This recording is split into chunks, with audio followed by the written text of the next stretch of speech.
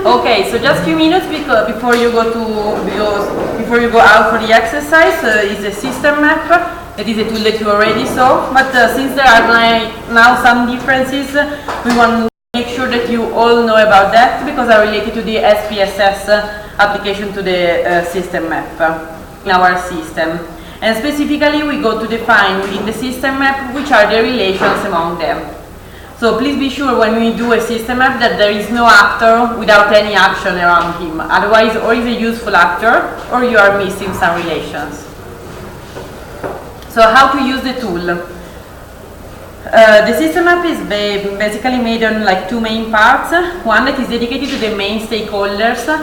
So that is like the inside of the offering boundaries, and then there is an outside of the offering boundaries.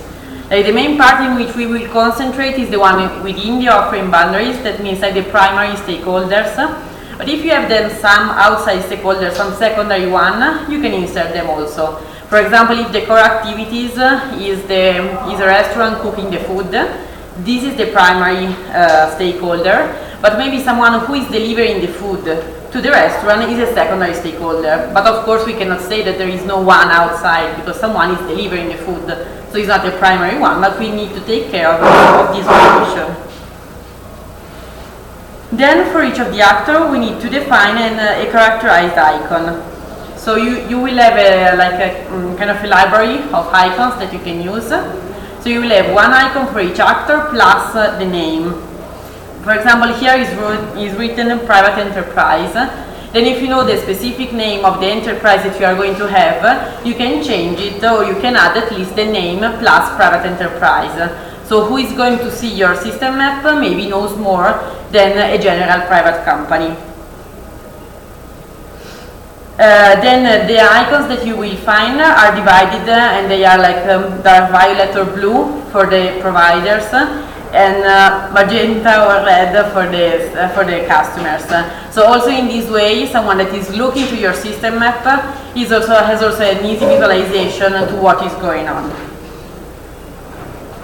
So here you will find like the list of providers and customers, but of course they are just some of those that you can use. So please use the icon others to add your own one. And then of course if you have time and if you like it, you can also create your own icon. But since you have like short time, don't consider that as a priority before doing all the rest, and then after you can do that. Then what is really relevant and important within the system map are the relations that we say that among the different stakeholders. So each relation need to have like this interaction flow, so an arrow plus a description. That is not like has not to be like a long sentence, but a sentence with a meaning. Because otherwise it's something like, okay, every service can be everything. Instead, if we are like clearly define what is going on, that has really like a meaning within the system map. So it's not just like from an actor to another one, payment. Payment of what? How is paid? So this makes sense for the system. Then we have different arrows that you already saw maybe. So there is like material flow, information flow, financial flow, and labor flow. With all this flow, you have to characterize the type of interaction that is going on. For example, I'm going on the internet to find some information. This is an information flow. I'm doing some activities for another person. This is a labor flow. I'm bringing something to someone, like the thing that goes from me to the other person is a material flow. And then the financial flow, of course, is where the payment happened. And in this case, you see in the end of each arrow, there is like the specific arrow. So don't change them, and when you make the system map, check carefully that you are like the meaning is correct. And then that the final part is go like if I'm paying someone else, like the final big dot had to be to the other person, not to me, because otherwise it seems that he is paying me. Then to facilitate the readability of the system map, one thing that is good is to, here is not written, but like to make like a big dot saying start. So everyone that sees it knows that this is the start of the system map, and then all the activities have a number. So when someone reads the system map, know like the action that happened one after the other. It's even possible that some actions come at the same time, but still you say like action number 1 is this, action number 2 is this, even if they happen like close to the same time. Then you will find also other icons that can be used by you to define what is paid, and here you will find some options like pay per period, pay per time, pay per use, in-kind contribution, that maybe like is like a level collaboration with a provider, for example, from the customer, and also you will find like hybrid payment. So these options are those that we saw within the SPSS offers. So it's the kind of way that are used to be paid within the SPSS. Instead, like if you have a product and you are selling it, this is just a normal payment. Then you can add also like the payment modality. So if it's done by mobile phone, scratch card, and so on. And all these icons, also like the services, we have here like a list of services that you can add.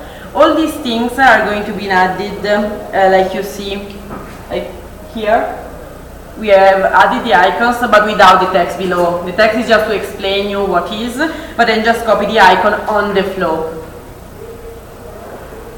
And then here it comes like the main important things, that is about the ownership.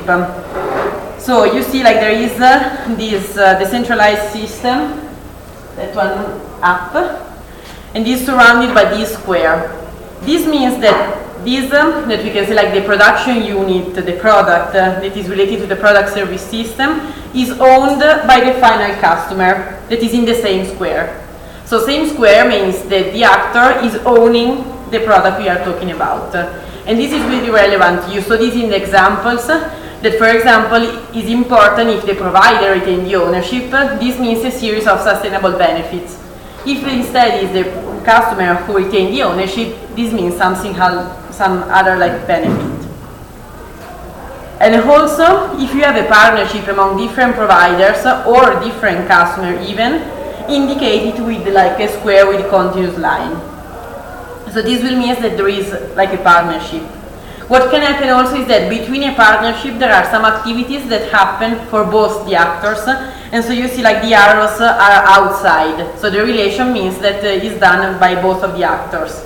Instead, if like a payment happen just to one of the two actors, the arrow has to go inside of the square close to the actor, so that we know that even if there is the partnership, it's only one actor. And then this here, I think you are almost not going to put them in the system map, but it's just to define the DE structure, the DE types that you involve, and the DRE configuration that you provide. Maybe this is something that you can indicate not within the scheme of the system map, but like just up, so that we know what we are talking about more in a specific way. And these also are some products that can be added when we talk about like the ownership. But as you see, like there are also other products, and this is kind of like less relevant. If you have time and you want to detail it more, it's good, but otherwise like this is not the main relevant thing. What is instead like is really like the last thing but is important is that you clearly say which are the financial flow. So yeah, I would say before, not just say payment, but payment of what and who is paying for. Then the ownership is also relevant, so remember the square. And then the partnership also is relevant if you have it. This way I can go. What is important for now is that you find where you can find the tool. You will find it online. You can go on the Lens Polyme website, so lens.polyme.it. You have to log in. So if you don't have an account, you have to create one, and then you will be allowed to download the tool. Okay, maybe it's not automatically immediately because sometimes the software by itself like let you just see the things but not download it. But when we see that you are registering, we allow you to download things. Okay, and the last thing, almost usually we say that it takes like 90 minutes to make a system map, but it's of course if you have like more time, it's even good to go a bit deep on that. And also you just need like a computer, a PowerPoint reader, and the connection if you want to download it.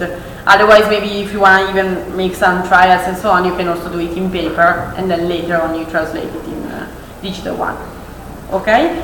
And also this presentation is available, so that will be available I think until tomorrow, so that you can also see like the procedure. If you forgot something, you can still look at it. And also this will happen for all the tools that you are going to use during the week. All of them will be available online, and all of the presentation will be online, so that even both if you have doubt on the theory and on the practice, you will see everything online. Okay? And just to tell you, if you go online, so lens.polimi.it, courses, and then you will see like the third pilot course of Mexico, and you will find all information there. Okay? Have a nice exercise.